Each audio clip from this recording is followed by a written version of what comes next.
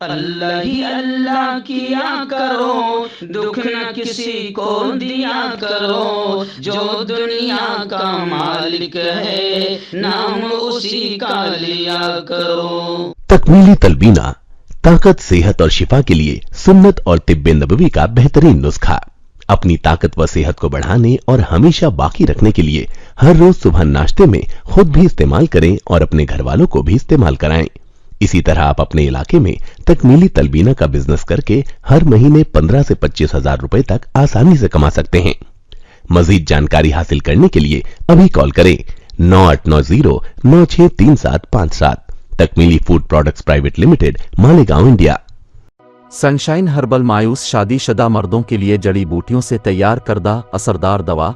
इसके अलावा वजन बढ़ाने और मोटापा कम करने के लिए लाजवाब दवाएं इंडिया में कहीं भी हासिल करने के लिए अभी कॉल करें। अस्सलामु अलैकुम वरहमतुल्लाहि वबरकातुहू। नाज़रीन, इस्तक़बाल है, स्वागत है आपका viral news live studio Jalgaon, Maharashtra, India में। मैं आपका मेज़बान मुफ्ती मोहम्मद हारून नदवी। आइए प्यारे मुल्क भारत की बहुत ही ख़ास बड़ी 10 अहम खबरों पर नज़र डालते हैं। लेकिन सबसे पहले मैं अपील करूंगा कि जो साथी नए हैं और अभी तक इस बेबाक सच्चे चैनल से जुड़े नहीं हैं, अगर आप चाहते हो कि आपको मुल्क भारत की और पूरी दुनिया की सही और सच्ची खबरें देखने और सुनने को मिलें, तो फिर आप इस चैनल से जुड़ जाइए। सब्सक्राइब कर लीजिए हमारे इस चैनल को, बेल आइकॉन घंटी के बटन को भी दबा दीजिए ताकि हमारी हर वीडियो, हर खबर आपको आपके मोबाइल पर मिल सके।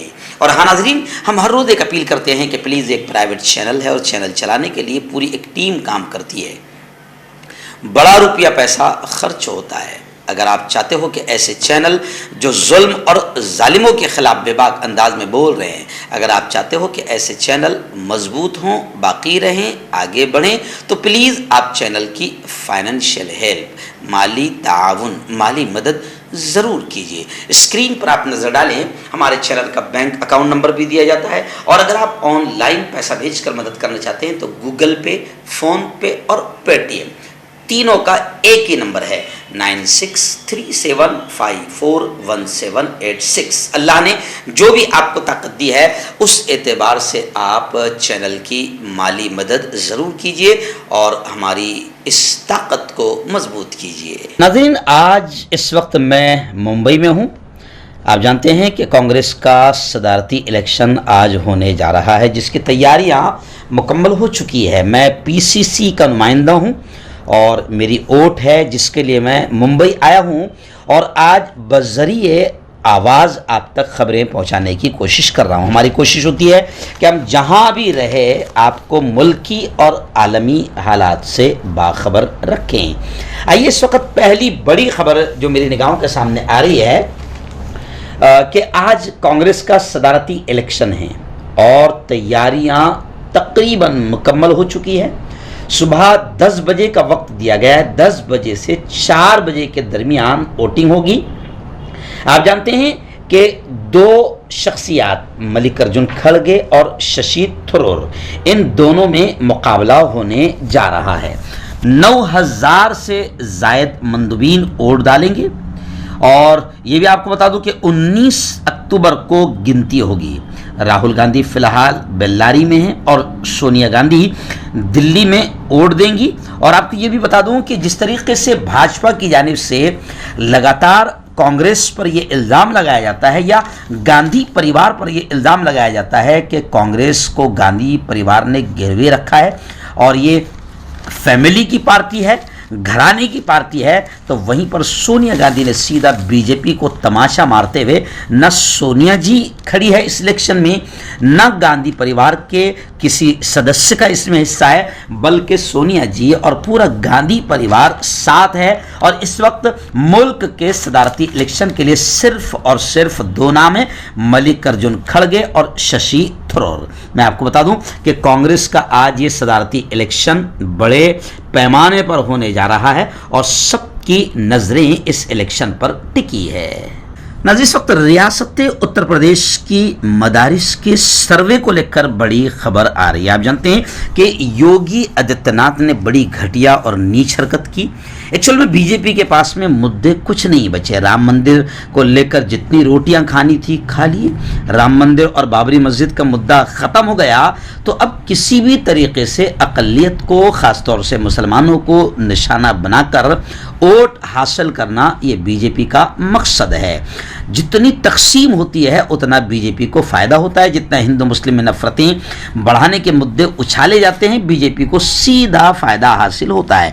अब हिंदुस्तान के मदरसों में आज तक कोई हथियार नहीं मिला, और ख़ास बात यह है कि मदरसों का सर्वे से इसलिए भी इनकार किया जाना ज़रूरी है क्योंकि मदारिस गवर्नमेंट की भीख और खैरात पर नहीं चलते हैं। मैं आपको बता दूं कि मदारिस उम्मत मुस्लिमा के ज़कात, सदका, खैरात लिल्लाह फी सबीलिल्लाह से चलते हैं। गवर्नमेंट का इसमें 5 पैसे का कोई ताउन सहकार्य नहीं रहता है।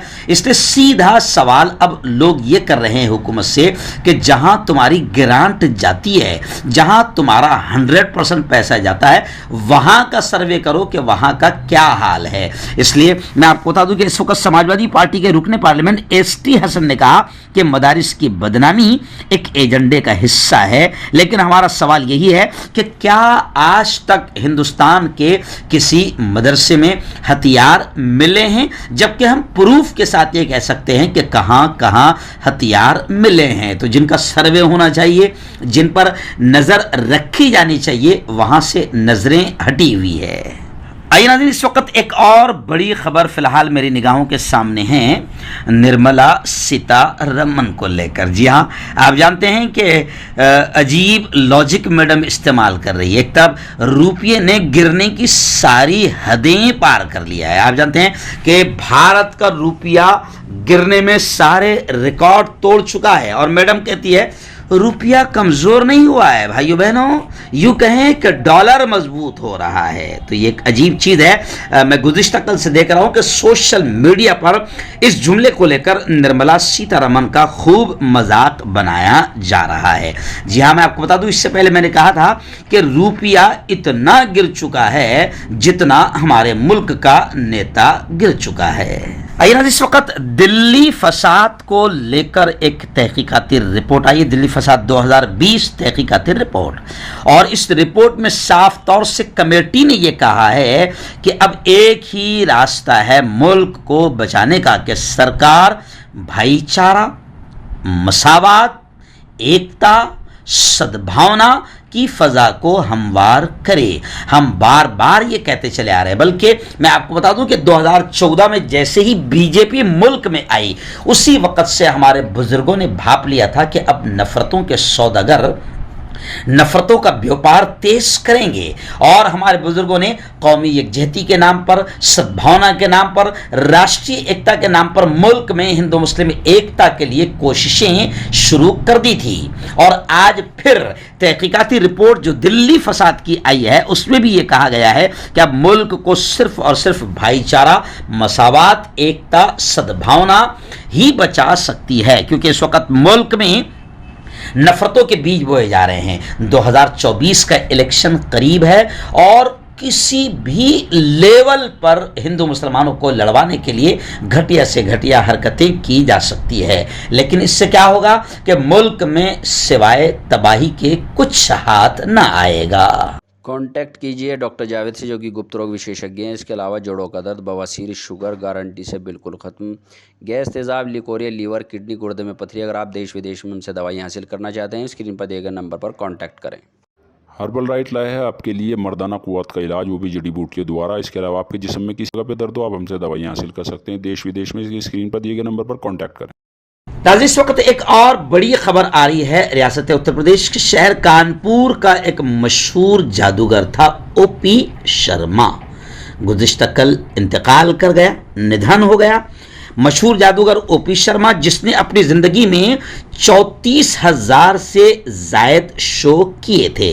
लेकिन इस खबर को बोलने का मेरा एक और मकसद है। आज से 2 दिन पहले से सोशल मीडिया पर एक ऑस्ट्रेलियन यह श्रीलंकन जादूगर जो औरत थी उसका वीडियो काफी वायरल हो रहा है और उसी को लेकर आज मैं ये खबर बोल रहा हूं ओपी शर्मा के इंतकाल पर कि श्रीलंकन और ऑस्ट्रेलियन जो मशहूर लेडी जादूगर थी, जब उससे टीवी शो में सवाल किया गया कि तुम्हारा जादू किस पर असर नहीं करता, तो उसने खुलकर यह बात कही कि मैं अपने जादू के असरात मुसलमानों पर ज्यादा नहीं कर पाती हूं और जब भी मैं किसी मुसलमान पर जादू करने जाती हूं तो कुछ अनहोनी ऐसी चीजें होती है, ऐसी कुछ ताकतें होती है जो उन्हें चारों तरफ से घेर लेती है। तकरीबन 7 मिनट का ऑस्ट्रेलियन जादूगर लेडी का वीडियो वायरल हो रहा है जिसमें मुसलमानों को यह पैगाम दिया जा रहा है कि मुसलमानों, अल्लाह ने तुम्हें नमाज की शक्ल में, दीन की शक्ल में, ईमान की शक्ल में, कुरान की शक्ल में कुछ ऐसी चीजें दी है कि इंटरनेशनल फेमस लेडी जादूगर ये कहती है कि मैं अपने जादू के असरात मुसलमानों पर नहीं कर पाती हूं। अयादिन, दिल्ली के नायब वजीर आला उप मुख्यमंत्री मनीष सिसोदिया, जी हाँ, सीबीआई का मोहब्बतनामा उन्हें भी पहुंच गया और आज पूछताछ के लिए मनीष सिसोदिया को बुलाया गया है। लेकिन मैं आपको बताऊं कि आम आदमी पार्टी ने अंदेशा जाहिर किया है कि उन्हें अब गिरफ्तार कर लिया जाएगा। खुद सिसोदिया ने ट्वीट करके इत्तला दी, कहा कि एजेंसी की तफ्तीश में हम मुकम्मल ताउन करेंगे। वहीं पर सिर्फ आम आदमी पार्टी नहीं, कांग्रेस से लेकर तमाम अपोजिशन पार्टियों का एक ही कहना है कि इस वक्त बीजेपी अपनी अपोजिशन को, हिज़्ब मुखालिफ को दबाने, कुचलने, डराने और ख़त्म करने के लिए सीबीआई और ईडी का इस्तेमाल कर रही है। जैसे आपने देखा होगा कि अभी 4 दिन पहले से मशहूर बॉलीवुड एक्टर नाना पाटेकर का वीडियो वायरल हो रहा है जो हमारे वजीर आला शिंदे से सवाल कर रहे हैं कि अगर किसी के यहाँ 10-15 लाख रुपये हो तो वहाँ ईडी पहुँच जाती है, लेकिन आपके लोगों के यहाँ करोड़ों रुपए मिलते तो वहाँ ईडी क्यों नहीं जाती है।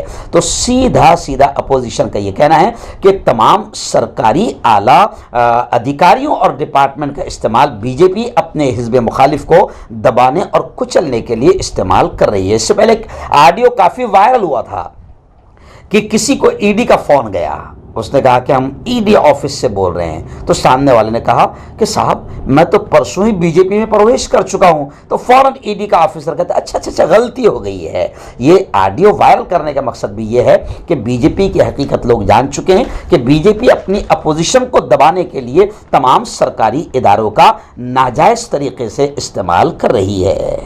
आइए इस वक्त मुंबई से बड़ी खबर आ रही है। आप जानते हैं कि अंधेरी में पोर्ट निवडणूक, जिसे उर्दू में ज़िमनी इलेक्शन कहा जाता है, अंधेरी के ज़िमनी इलेक्शन के लिए दोनों उम्मीदवारों ने इंतखाबी सरगर्मियां तेज कर दी है। और मैं आपको बता दूं कि इस वक्त अंधेरी का इलेक्शन सिर्फ इलाके का इलेक्शन नहीं बल्कि शिंदे और उद्धव का इलेक्शन बन गया है।